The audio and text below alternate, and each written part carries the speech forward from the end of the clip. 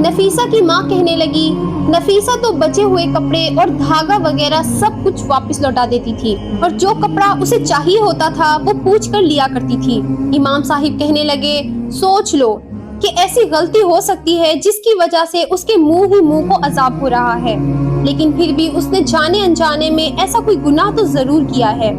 امانتوں کے معاملے میں ہمیں بہت سخت طور پر سوال و جواب کا سامنا ہوگا۔ مجھے لگتا ہے یہاں امانت کا ہی کوئی معاملہ ہے، کیونکہ نفیسہ بیٹی کی نیکی سے تو میں خود واقف ہوں، کیونکہ امام صاحب بھی نفیسہ کو اچھی طرح جانتے تھے، انہی کے پاس تو نفیسہ نے قرآن پاک حفظ کیا تھا۔ امام صاحب کہنے لگے، بی بی پھر بھی بیٹی کی کوئی ایسی بات سوچ کر بتاؤ جو کیا کرتی تھی اور اس کی عادت کا تعلق نفیسہ کے ہونٹوں سے ہو۔ نفیسہ کی ماں بہت سوچ کر کہنے لگی، اور اس کی اس عادت سے مجھے بہت چڑ تھی، وہ کینچی کی بجائے اپنے منہ سے دھاگا توڑتی تھی